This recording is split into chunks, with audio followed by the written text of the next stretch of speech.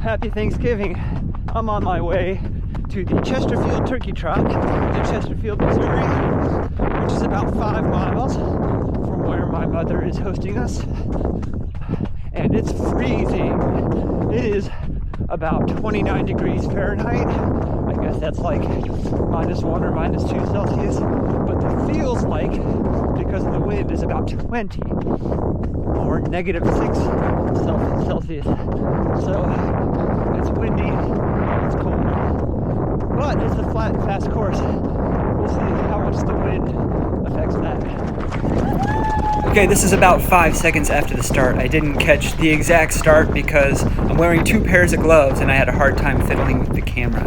But you can see all the people in front of me. There's a couple thousand people at this 5K. You will probably hear a lot of wind noise because it was a cold, windy day. I'm not sure how fast the winds were, but at least 20 miles per hour or 30 kilometers per hour.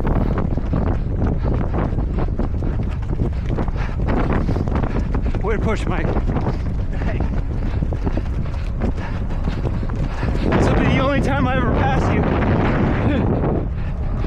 And pushing the double stroller in the orange singlet, that was Michael Aitken, who is a perennial winner of this turkey trot. He's done it 25 times and won it most of those times.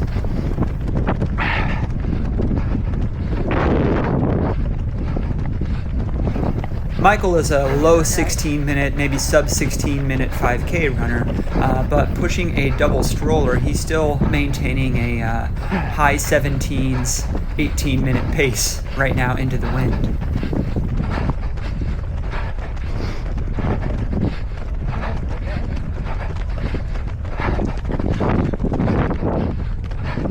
Currently, this 600-meter or so stretch is slightly into the wind. The wind is blowing from the front right at this point. So I'm just trying to maintain a mid 540s pace, trying to track for under 18 minutes today.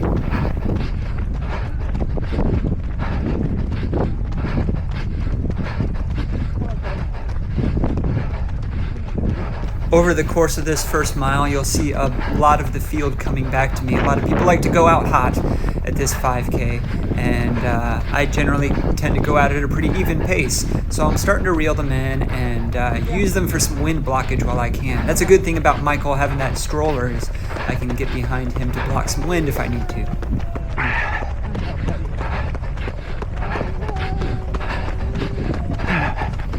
Michael's poor kids, they are not enjoying this cold wind in their face, so we're going to hear some of their crying throughout a lot of this 5K race. Poor kids.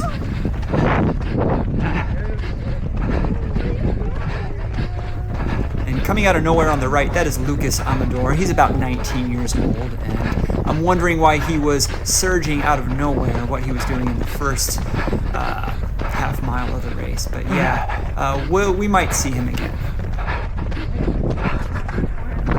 Here, this is me double checking that my camera is indeed on, because I could not hear any of the beeps confirming it was on with the wind in my face.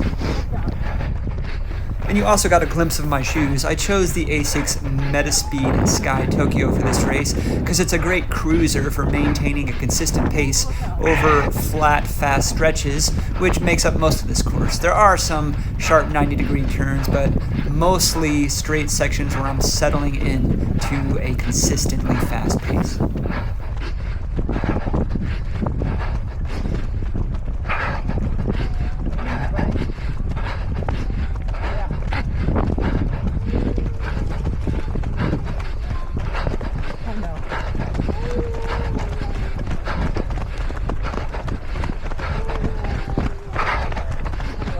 And at this point, I'm kind of confounded at how strong Michael is looking, pulling away from me while pushing a double stroller. And he's in my age group, so that is something I'm paying attention to.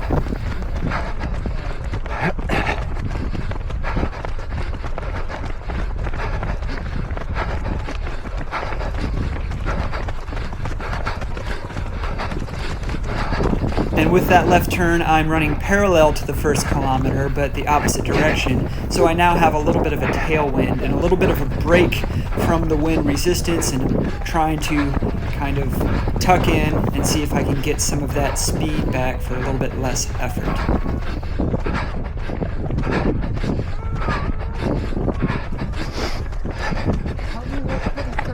And you can barely hear it, but Michael is trying to console his kids while they're crying, and he's still running a 5:40 pace, which is just kind of entertaining to me.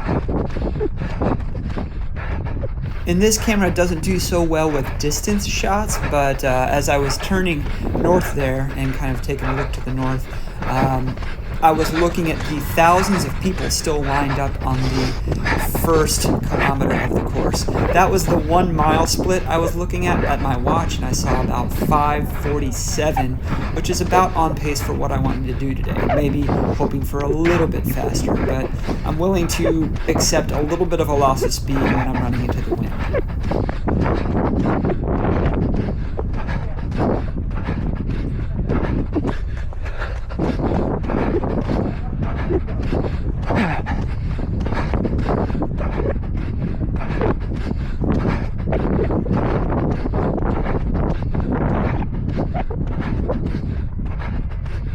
And I'm still trying to hold contact with Michael here. He's pulling away, but he's still kind of in my sphere of influence. I have no idea where I am in the standings at this point because a lot of people shot ahead, and I don't know how many I have passed.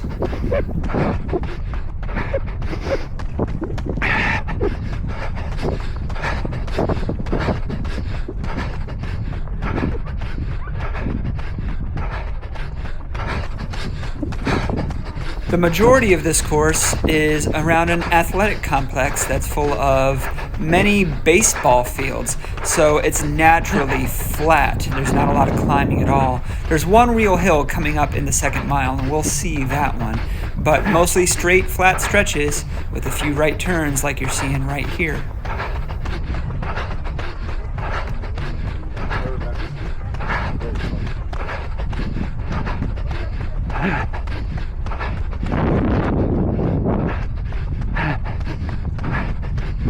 And my heart rate was in the 170s, so I was not even registering those Thanksgiving decorations that we just passed by.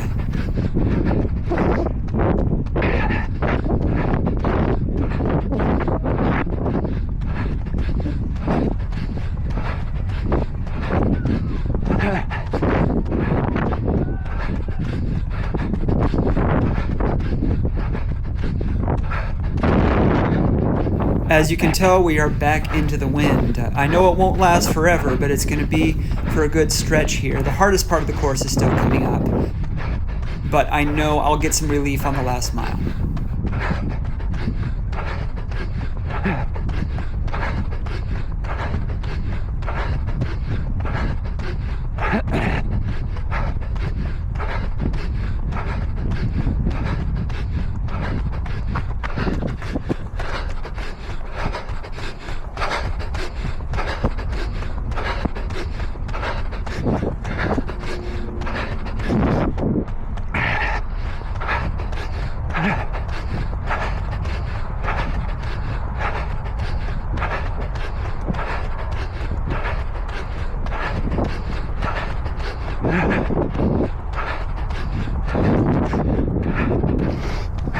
Okay, as we get out into the road here, I know we are halfway done. We're 2.5K in, or 1.5 high miles.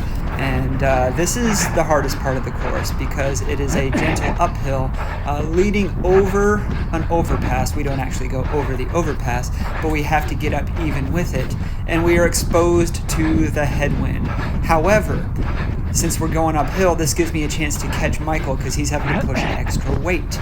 And then maybe I can stay ahead of him, or at least use him to draft off of and have someone to race toward the end.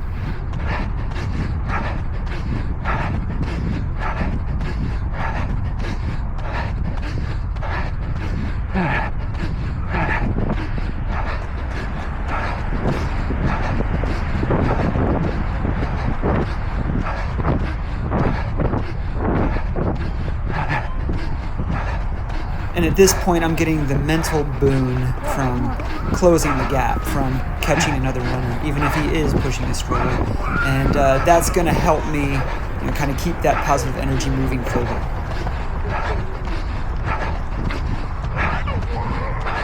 I know, buddy. At this point, the runners ahead of me are fewer and farther between, so everyone I see, they get a target on their back, and they're someone I use as a rabbit to see if I can keep my pace going.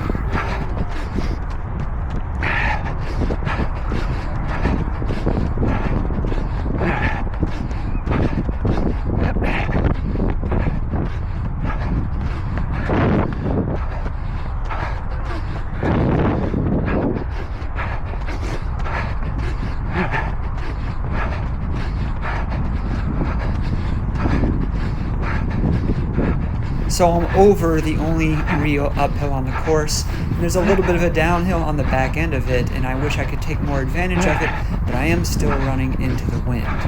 Trying to get to this next right turn back into the park so I can get out of the wind.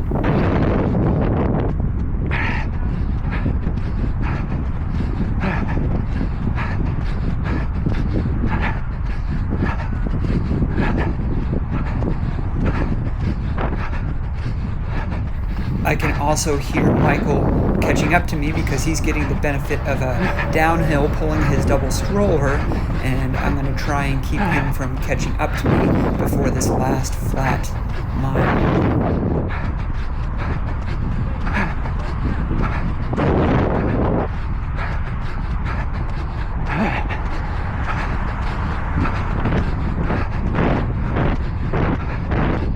When I looked at 2 miles, it was just over 11:30. I think it might have been 11:32 or 11:33, which means if I want to stay on that comfortably under 18-minute pace, I'm going to have to rock a 5:45 or so for the last mile.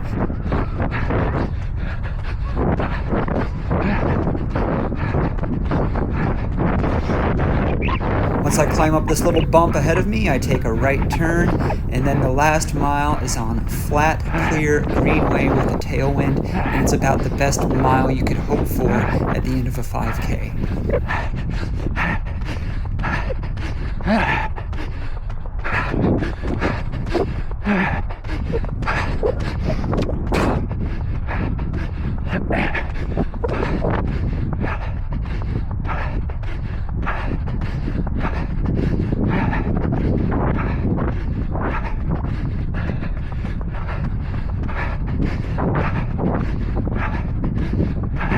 This course would make for a good park run if it didn't have that open road section, but there are enough greenways around this complex that I'm sure they can put one together.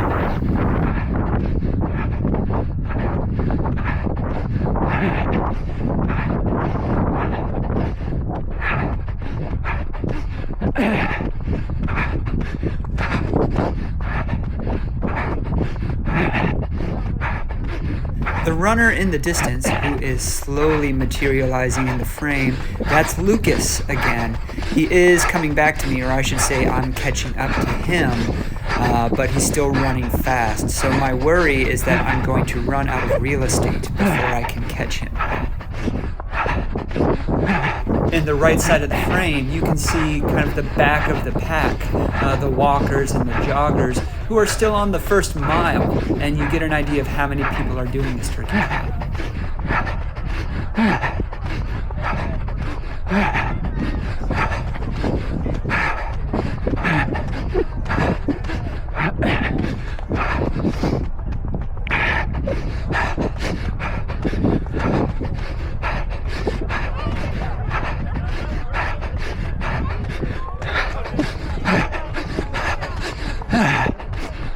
downside to this flat, fast last mile is it's so straight and there are no real landmarks.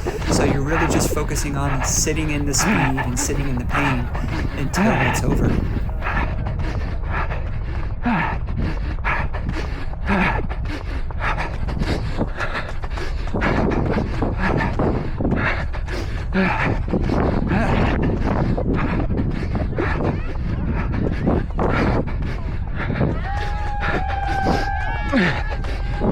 So as I'm checking my watch here, I'm doing the math. There's about a half mile left, and if I want to stay under 18 minutes, I have to do it in 3 minutes. And I can do a half mile under 3 minutes. I'm going to be comfortably under that, I think. I was also hearing some cheering directed at Michael, so I know he's not out of the picture. He is close behind me, and I don't want to turn and look at him, but I want to try and stay ahead of him and try and secure that age group victory.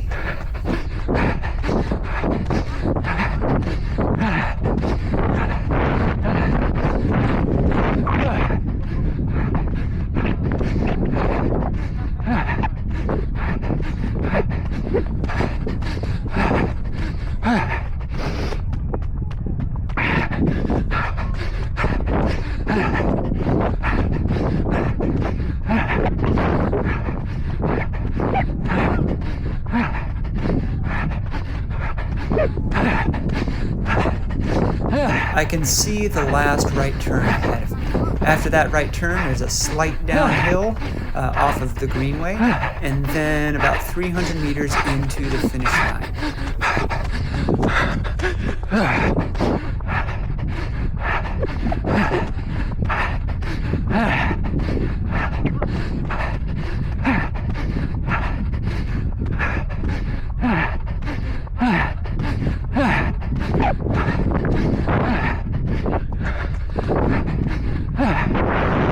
Doing the math here, it's looking like the course might come up a little bit short. Not by much, maybe about 50 meters.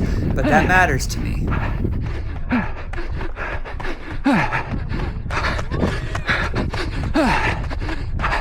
All right, straight on in for the last minute or so. Let's go.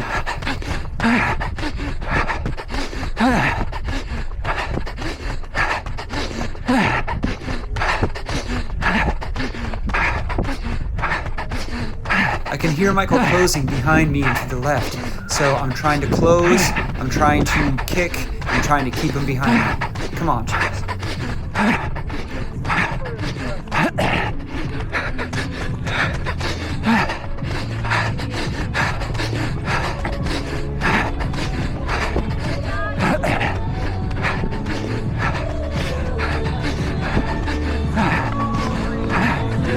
Alright, that's the finish line in 17:36, but I decided to keep running to make sure I got an accurate 5K on my watch, because Strava.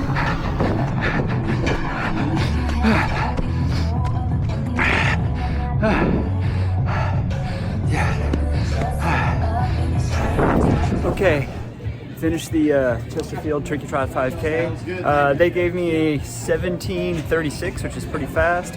I was reading the course a little bit short on my GPS, so I ran through the finish line, and I got 5K on my watch at 17:45. That's acceptable as well, but I'll take both times. I was 9th overall, really deep field, many runners in the thousands, and the winner ran a 14:32, and he was one of the top 10 American finishers at the New York Marathon, so that's okay with me. But I won my age group, and it's 10-year age groups, so that's pretty stout. All right, everyone, thanks for following along with my Turkey Trot race. I wore the Asics Metaspeed Sky Tokyo, of course, as you saw, and my run today included a 5-mile warm-up from my mother's house to the race venue, and also a 5-mile cool-down running back from the race to my mother's house, and the 5K.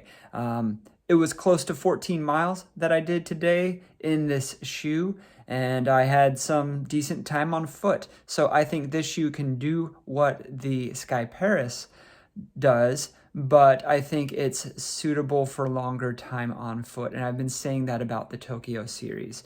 If I'm going to be maintaining a lot of long, straight, fast running, then the Sky series is great for that. I might take this over the Puma Fastar Nitro Elite 3 for a full marathon, but it'd be a close thing. Maybe I'd take the edge over either of them. All right, happy Thanksgiving to those who celebrate, and we'll have some more content coming soon. Don't forget to like, subscribe, ding the bell for notifications, and we will see you on the next run.